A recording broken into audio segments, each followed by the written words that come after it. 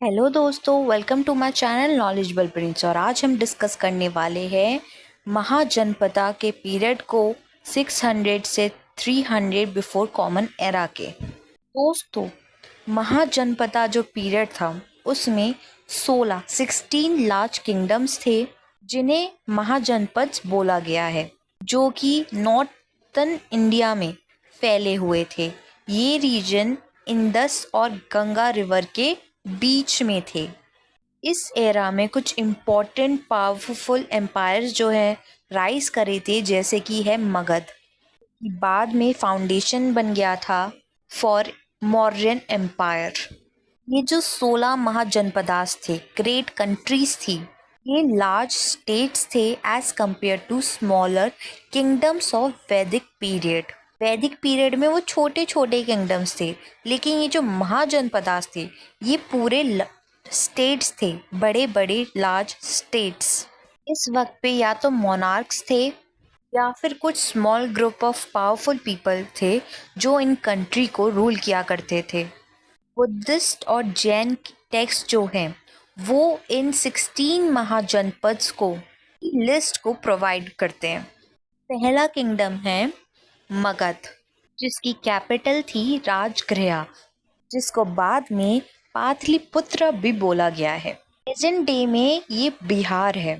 मगध जो है most powerful mahajanapadas था, जो कि बाकी राज्यों को डोमिनेट करा करता था। इसके जो नोटेबल रूलर्स थे वो थे बिंबिसार और अजातशत्रु। हम इसके बारे में बाद में एक और वीडियो में पढ़ेंगे डिटेल में। नेक्स्ट किंगडम है कोसल, जिसकी कैपिटल अयोध्या है, जो मॉडर्न डे में उत्तर प्रदेश में है।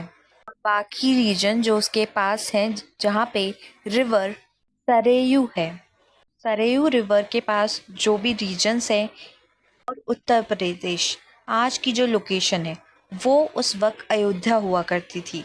कोसल भी एक पावरफुल किंगडम था जिसकी दुश्मनी थी मगध से। यहाँ पे मेजर रिलीजियस जो सेंटर था वो था बुद्धिस्ट और जैन्स का। उसके नोटेबल रूलर्स थे प्रसन्नजीत, जो कि बिलोंग करते थे बुद्धा और बिंबिसार से। नेक्स्ट किंगडम है वत्सा, जिसकी कैपिटल कौसम्बी थी और जो प्रेजेंट डे में इलाहाबाद का रीजन है उत्तर प्रदेश में। वत्सा भी एक पावरफुल किंगडम था जो कि अपने ट्रेड और प्रॉस्पेरिटी के लिए जाना जाता था, लेकिन बाद में मगध ने उसको भी ऑब्जर्व कर लिया, जबकि मगध के अंडर आ गया वो भी। उसका नोटेबल जो रूलर रहा है वो है उदयन, जो कि बुद्धिज्म प्रैक्टिस के लिए जाना जाता है। नेक्स्ट किंगडम है अवंती, जिसकी कैपिटल थी उज्जैन और माहिष्मती। उज्जैन नॉर्थ अवंती थी और Mahishmati south Avanti. Modern day में ये मलवा रीजन है मध्य प्रदेश में। अवंती मेजर सेंटर थी ट्रेड का, लेकिन बाद में मगध ने अवंती को भी फोर्सफुली अपना ही पार्ट बना लिया। का जो नोटेबल रूलर था वो था प्रद्युता, जिसने पावरफुल मोनार्की जो है एस्टेब्लिश करी थी। नेक्स्ट किंगडम है कुरु, जिसकी कैपिटल हस्तिनापुर थी और बाद में इंद्रप्रस्था बन गई थी। मॉडर्न डे में इसकी लोकेशन हरियाणा और दिल्ली है। दोस्तों, कुरु राज्य जो है वो एशियंट और रिस्पेक्टेड किंगडम रहा है। ये फेमस किंगडम है महाभारत का। ये वीक क्यों हुआ ये किंगडम? इसके इंटरनल स्ट्रगल्स की वजह से। जैसे कि आपको पता है, कौरवों और पांडवों की जंग हुई थी जिसको महाभारत बोला गया है। नेक्स्ट किंगडम है पांचाल। जैसे कि अगर आपने महाभारत पढ़ी है, देखी है, तो आपको पता होगा पंचाल का राजा था द्रुपद। लेकिन जो द्रोण था, जो द्रुपद का दोस्त था, उसने अर्जुन को लड़ाई के लिए भेजा था, जिससे द्रोण के पुत्र अश्वत्थामा को द्रुपद का आधा किंगडम मिल जाए, जिसकी वजह से इस पंचाल के 2 टुकड़े हो गए। और इस वजह से इसकी कैपिटल थी क्षत्रा, जो कि नॉर्दर्न पंचाल था। दूसरी कैपिटल थी काम्पल्य, जो कि सदर्न पंचाल था। मॉडर्न डे में ये वेस्टर्न यूपी है। इसका भी महत्वपूर्ण रोल रहा है महाभारत में, क्योंकि पंचाल की जो राजकुमारी थी द्रौपदी थी। नेक्स्ट किंगडम है कंबोज, जिसकी कैपिटल थी राजापुरा। मॉडर्न डे में ये अफगानिस्तान और पाकिस्तान का पार्ट है। कंबोज जाना जाता है अपने वॉरियर्स के लिए, अपने बहादुर वॉरियर्स के लिए, सोल्जर्स के लिए वो जाना जाता है। कंबोज में रिपब्लिक फॉर्म ऑफ गवर्नमेंट थी जो कि इन्वॉल्व थी ट्रेड में और हॉर्स ब्रीडिंग में। पांडवों की जो माता थी, माता कुंती, वो भी कंबोज की राजकुमारी थी। नेक्स्ट किंगडम है गांधार, जिसकी कैपिटल थी तक्षशिला।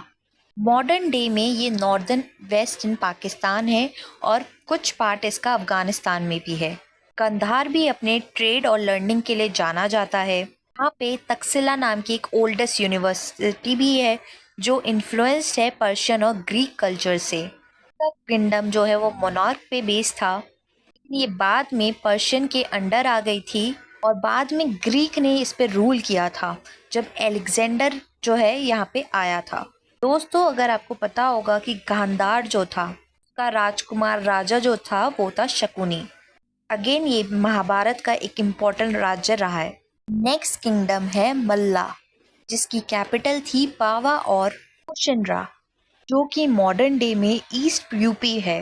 मल्ला रिपब्लिक था और फेमस है बुद्धिस्ट हिस्ट्री के लिए, क्योंकि यहाँ पर गौतम बुद्ध ने महापरिनिर्वाणा मतलब कि फाइनल डेथ जो है वो हुई थी उनकी कुशिनरा में। इस किंगडम में जो सारे डिसीजन होते थे वो सारे असेंबली के रिप्रेजेंटेटिव्स लोग जो हुआ करते थे वो मिलकर लिया करते थे।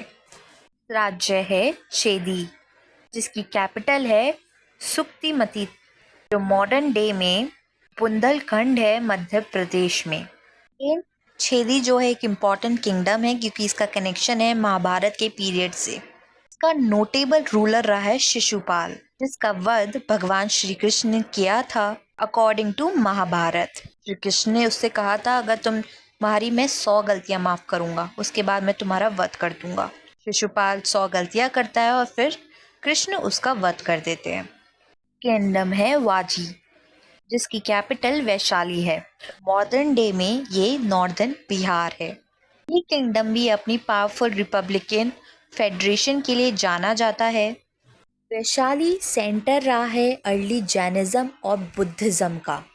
नेक्स्ट किंगडम है मत्स्य, जिसकी कैपिटल विराटनगर थी, जो प्रेजेंट डे में राजस्थान है। मत्स्य एक स्मॉल किंगडम था लेकिन वो एसोसिएट था महाभारत से। जब पांडव अज्ञातवास के लिए छुपे थे तो वो वत्स्य राज में विराटनगर में जाके छुपे थे और वहीं पे अर्जुन के पुत्र अभिमन्यु का विवाह भी हुआ था राजकुमारी उत्तरा के साथ। इसलिए मत्स्य राज्य एक इम्पॉर्टेंट राज्य है जो एसोसिएटेड है महाभारत से। नेक्स्ट राज्य है सूरसेना, जिसकी कैपिटल मथुरा है, जिसकी प्रेजेंट लोकेशन वेस्टर्न यूपी है। यहाँ पे भगवान श्री कृष्ण को पूजा जाता है। इसकी गवर्नमेंट मोनार्क है। नेक्स्ट किंगडम असाका है, जिसकी कैपिटल पोदाना है। ये सिचुएटेड है गोदावरी रिवर के पास। मॉडर्न डे में महाराष्ट्र का हिस्सा है। ये इम्पॉर्टेंट किंगडम इसलिए है क्योंकि ये कनेक्ट करता है नॉर्थ और साउथ के ट्रेड रूट्स को। नेक्स्ट किंगडम है वत्स, जो नॉर्थ वेस्ट किंगडम है सेंट्रल इंडिया का। इसकी कैपिटल है कोसाम्बी, जो मॉडर्न डे में उत्तर प्रदेश है और इलाहाबाद का रीजन है। ये पॉपुलर है बुद्धिज़्म के लिए क्योंकि ये सेंटर ऑफ बुद्धिज़्म है और ये ट्रेड हब भी है। नेक्स्ट किंगडम है अंग, जिसकी कैपिटल चंपा है, जो मॉडर्न डे में बिहार और वेस्ट बंगाल में है। ये पॉपुलर है अपनी पावर के लिए, अपनी वेल्थ के लिए, और ये मेजर सेंटर रहा है ट्रेड के लिए। लेकिन बाद में मगध ने इसे भी कॉन्कर्ड कर लिया। इसका नोटेबल रूलर रहा है कर्ण, जो कि एक इम्पॉर्टेंट फिगर है महाभारत की। नेक्स्ट हम बात करने वाले हैं सोशल और इकोनॉमिक डेवलपमेंट के बारे में। एग्रीकल्चर उस वक्त पे बैकबोन बन गया था इकोनॉमी की। गंगा रिवर की वजह से अच्छी खासी फसल उगा करती थी तो एग्रीकल्चर में प्रॉफिट था। ट्रेड और कॉमर्स भी हुआ करती थी। Cities like Takshashila, Pataliputra, Varanasi major commercial hubs था। ट्रेड जो है वो पर्शिया मिडल ईस्ट और साउथ ईस्ट एशिया में भी फैल गए थे। मतलब उस वक्त पे भी लोग व्यापार कर रहे थे दूसरे फॉरेन लैंड्स के साथ भी। उस वक्त पे पहली बार यूज़ हुए थे पंच मार्क कॉइन्स, जो ट्रेड और कॉमर्स में यूज़ किए गए थे। ये जो कॉइन्स है ये सिल्वर और कॉपर के बने हुए थे। इस वक्त पे कुछ रिलीजियस मूवमेंट्स जो हैं वो आए थे, जो कि बुद्धिज़्म और जैनिज़्म है।